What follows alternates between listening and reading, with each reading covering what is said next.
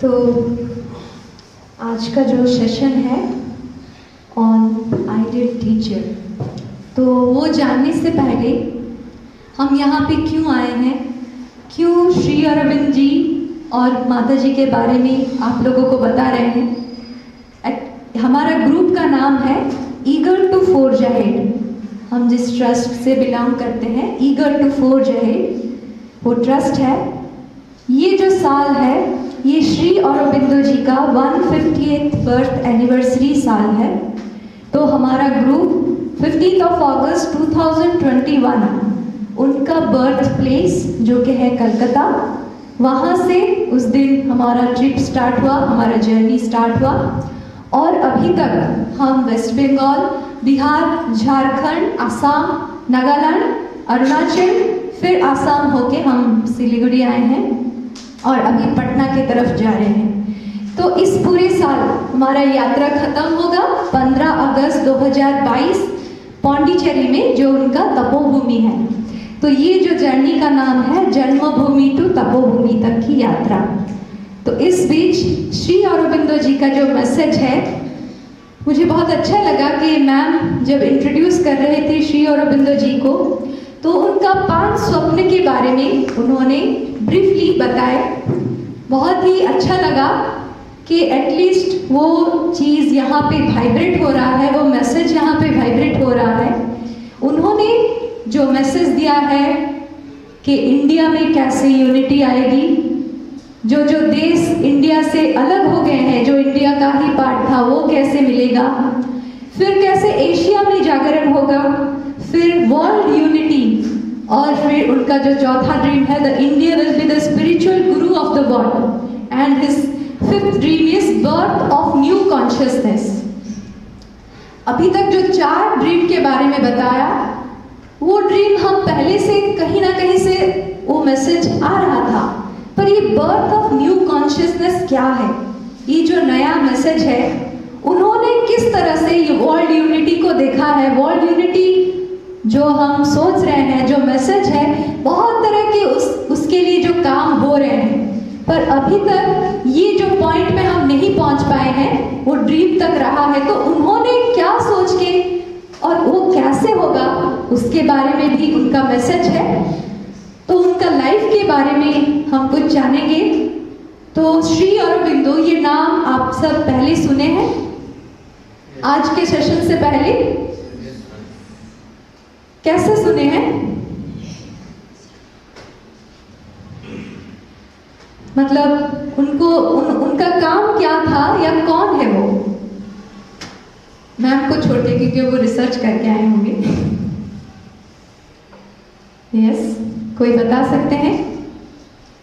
ऋषि अरविंद जी ने freedom fighter को मतलब मोटिवेट किए थे इसके वाणी से। Yes, thank you sir, thank you. Shri Aurobindo ji, उनका जन्म हुआ था 15 अगस्त 1872, 15 अगस्त 1872।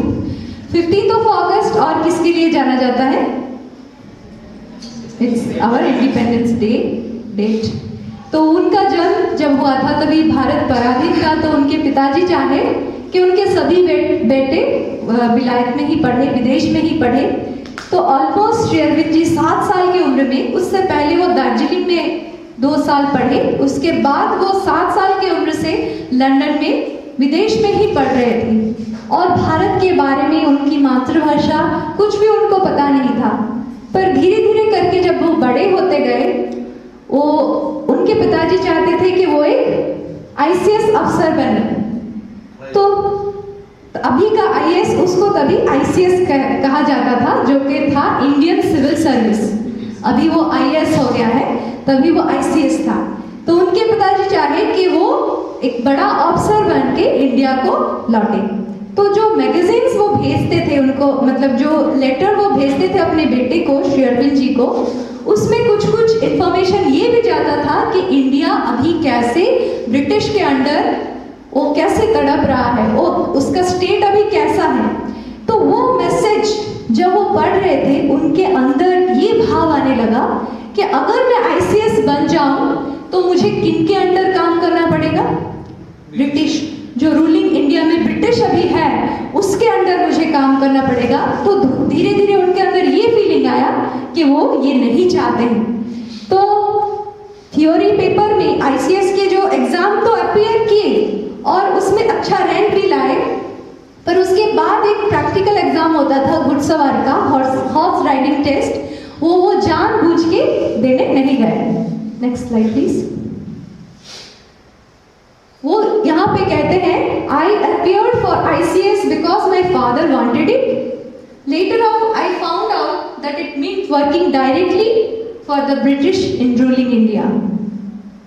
वो बाद में वो नहीं चाहे, इसीलिए अपने आप को वो डिस्क्वालीफाई कर दिए। उनके टीचर्स सभी उनको फोर्स कर रहे थे, चाह रहे थे कि ये फिर से दे, पर वो नहीं चाहे। और 1893 में पहली बार वो इंडिया आते हैं और इंडिया पहुंचते ही उनका एक अलग ही एक्सपीरियंस वो कह रहे हैं कि जैसे उन्होंने पहली बार सूर्य उदय देखा है। अब तक जैसे वो अंधकार में थे, डार्कनेस में थे, और इंडिया का सॉइल टच करते ही वो कहते हैं एक पीस जैसे उनके अंदर डिसेंड हुआ, एक मतलब स्टील पीस, वो कभी उसका फीलिंग नहीं उनका हुआ था। और इंडिया में आने के बाद वो पहली बड़ौदा में, तभी थे सयाजी राव गायकवाड़, उनके अंडर में एज ए सेक्रेटरी रहे, वहाँ के राजा थे। और उसके बाद इंपीरियल कॉलेज में as a lecturer, then as a vice principal वो रहने लगे। फिर उसी समय उन्होंने बहुत सारी इंडियन लैंग्वेजेस, उनका मातृभाषा हिंदी, संस्कृत और फिर मराठी, गुजराती, इंडियन लैंग्वेजेस का भी उन्होंने ज्ञान लिया। और उसके बाद वो फ्रीडम मूवमेंट में आगे आने लगी। तो जैसे बहुत सारे फ्रीडम फाइटर हैं, किसी का हथियार होता है गोला बारूद, किसी का होता है तलवार, उनका हथियार था उनका ज्ञान, उनका पेन। वो ऐसे कुछ लिखते थे, जैसे सर बोल रहे थे, वो बहुत सारे यूथ्स को, तभी जब बहुत सारे यूथ, इंडियन यूथ ये सोच के मान बैठे थे कि ऐसे ही हमारा जिंदगी शायद जीना होगा ब्रिटिश के अंडर, तो बहुत सारे ब्रिटिश के अंडर भी काम कर रहे थे।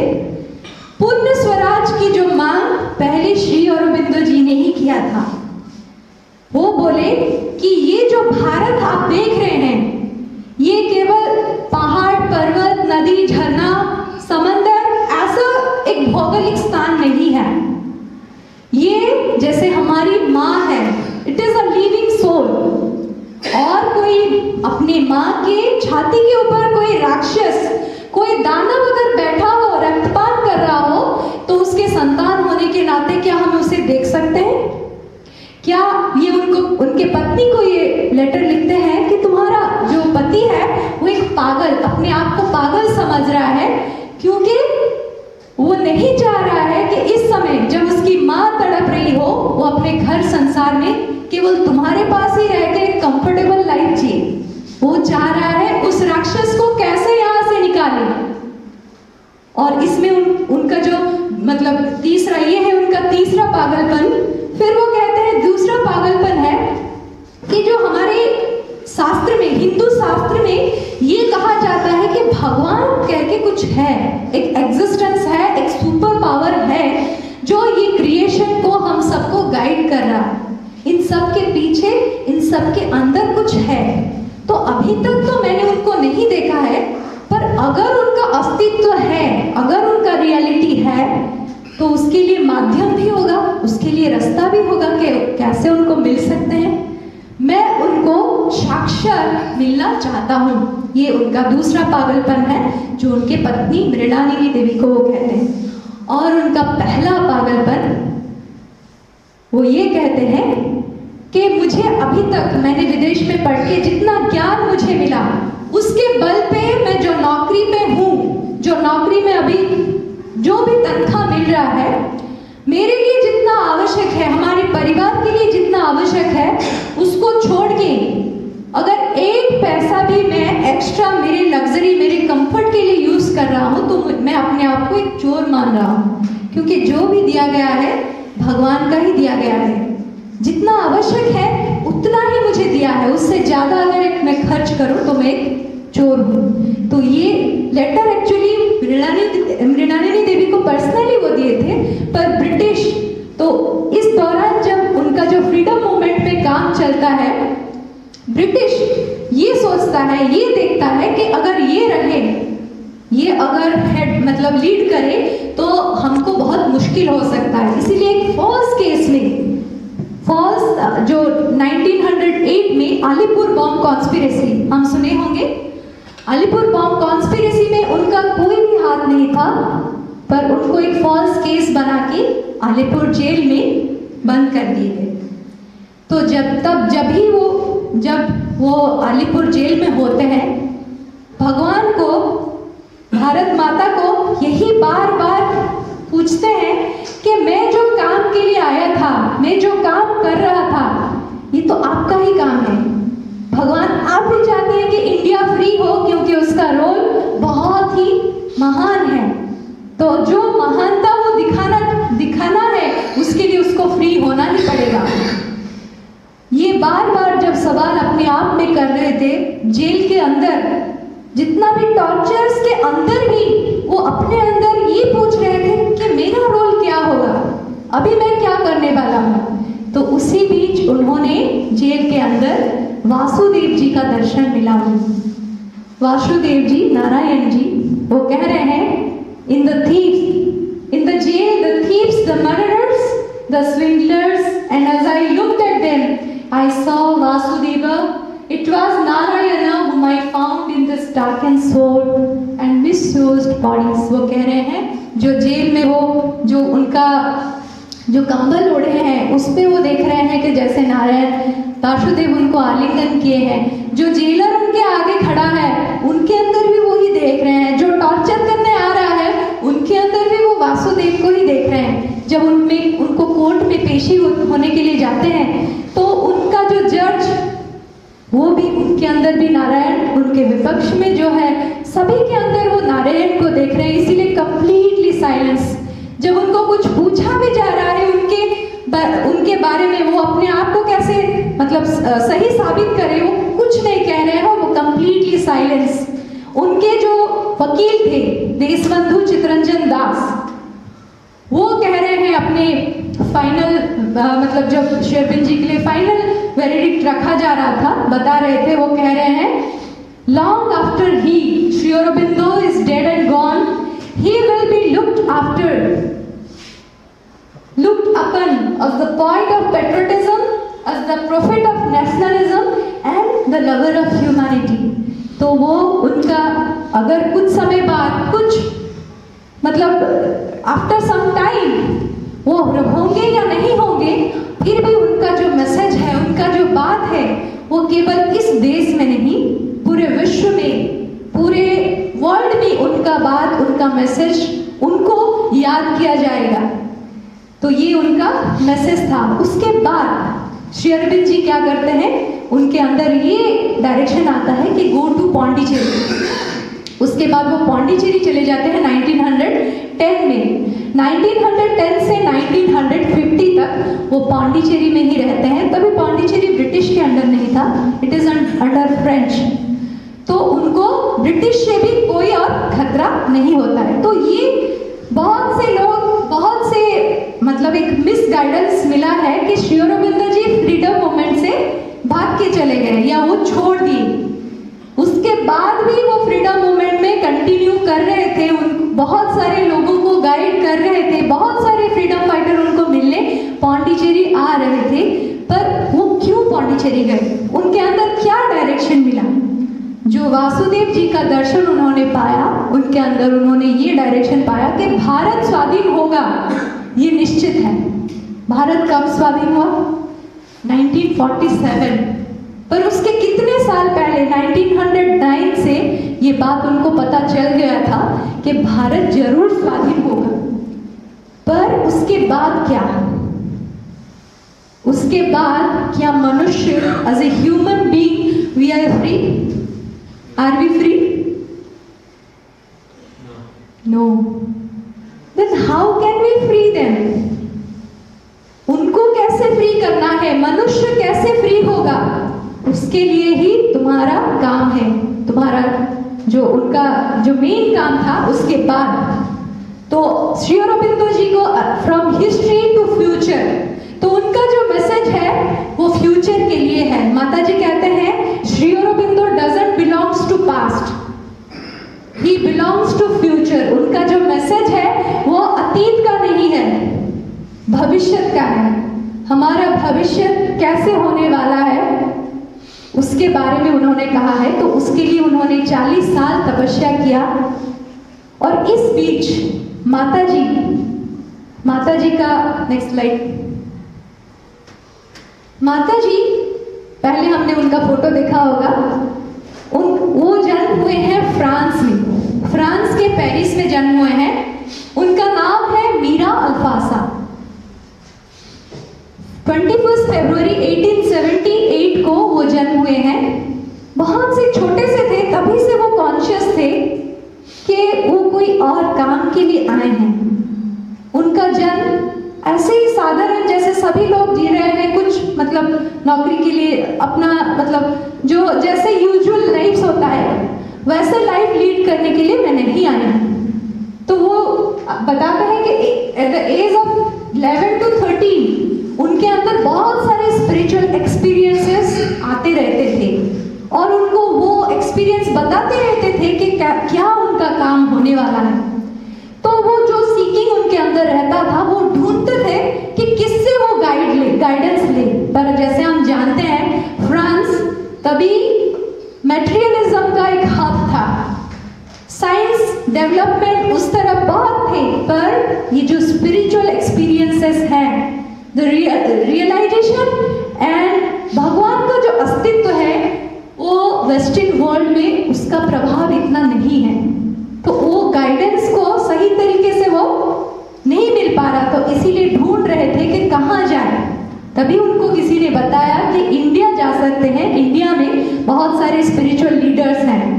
तभी वो इंडिया आते हैं और इंडिया में 1940 में जैसे पौंडीचेरी फ्रांस के अंडर था, तो इंडिया आने से वो पौंडीचेरी में ही आए। तो पौंडीचेरी में जब जानते हैं कि श्री अरबिंदो वहाँ गए हैं, 1914 में माता जी पहली बार श्री अरबिंदो जी से मिलती हैं और उनको मिलते ही उनको कुछ मतलब उनको पता चलता है कि बचपन से उन्होंने अपने इंट्यूशन में एक डार्क कम्प्लेक्शन के व्यक्ति को हर वक्त देखा है मेडिटेशन में, और हर वक्त वो उनको गाइड करते हैं। तो उनको वो कृष्णा कहती थी। जब श्री अरबिंदो जी को पहली बार वो मिले तो उनको पता चल गया कि ये वही है और इनके साथ ही उनका काम है। इसीलिए वो 1920 में फाइनली इंडिया में आके रहती है पौंडीचेरी में, और उन्होंने ही श्री अरबिंदो आश्रम, माता जी और श्री अरबिंद जी मिलकर वो आश्रम गठन किए हैं, स्थापित किए हैं। तो वो कहते हैं I belong to no nation, no civilisation, no society, no race but to the divine. I obey no master, no ruler, no law, no social convention but the divine. To him I have surrendered all, will, life and self. For him I am ready to give all my blood drop by drop.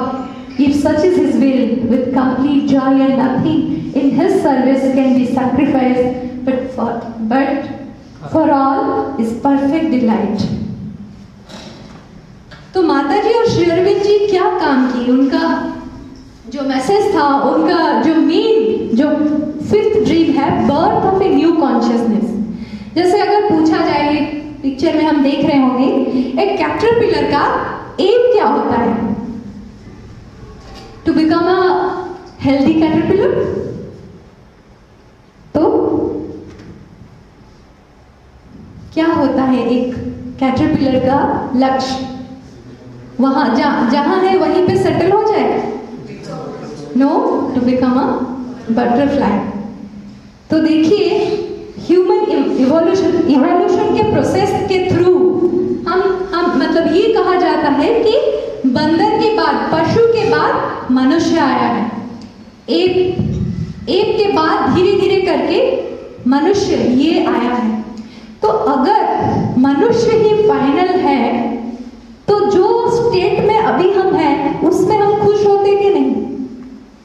अगर भगवान की creation का यही and है तो ये एक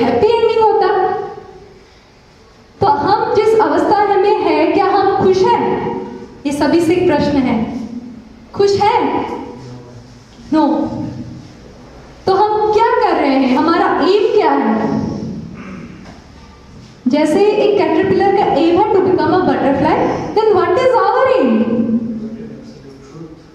sorry, to attain absolute truth. उसके लिए क्या करेंगे?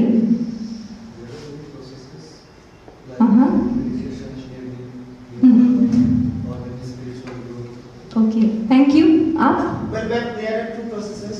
One is, I think, knowledge, and other is devotion. अच्छा। And knowledge way is very hard. I think devotion is the way to go. Okay. तो गीता में चारों अध्याय है, ज्ञान योगा, राज योगा, भक्ति योगा, कर्म योगा। तो देखा जाए तो चार रास्ते हैं। ज्ञान योगा, अगर कर्म योगा शायद, तो ऐसे कुछ रास्ते हैं। तो जो एम के पीछे जाना है, जो बोल रहे हैं एब्सोल्यूट ट्रूथ, ये सही है। हम सभी का जर्नी उसी तरफ, उस तरफ ही हो रहा है कि वो परम सत्य को हम कैसे जान पाए। उसके लिए ज्ञान के माध्यम से, डिवोशन के माध्यम से, डिफरेंट योगा पद्धति है, भक्ति, ज्ञान, कर्म। तो श्री अरविंद जी कह रहे हैं कि अगर मनुष्य की फाइनल होता, जैसे मैं कह रही थी, तो उसमें सभी जो चीज वो चाहता था, चाह रहा है, वो उसके पास होता। तो हम क्या चाह रहे हैं? क्या हम दुख चाहते हैं? नहीं चाहते। कोई बीमारी चाहता है? नो। कोई वृद्धत्व चाहता है, ओल्ड एज? नो। कोई मरना चाहता है? नो। कोई भी ये सब नहीं चाहते। तो इन सब से फ्री कैसे हो सकते हैं? उसके लिए श्री अरविंद जी और माता जी 40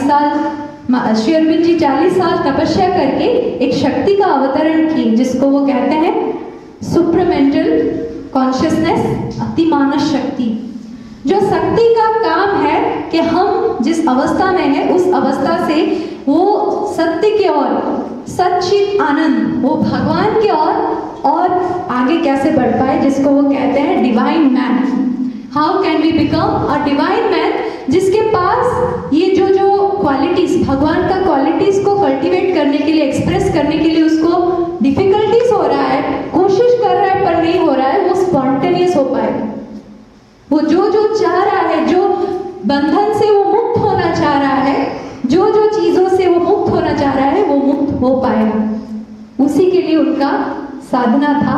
और 1950 से फिर वो शक्ति यहाँ पे कार्य कर रहा है, हमें उसी ओर ले जाने के लिए कि हम अभी मैन से वो डिवाइन मैन, व्हाट नेक्स्ट जैसे कहा जा रहा है, वो डिवाइन मैन कैसे बन सकते हैं। जैसे हम नेचर को देख रहे हैं, वो कितना सुंदर है, एनिमल वर्ल्ड को देख रहे हैं, वो उसमें कितने खुशी से है, पर मैन, इसका लक्ष्य क्या है? उसके लिए जो शक्ति कार्य कर रहा है, उसको हम कैसे हमारे अंदर कार्य करने दें।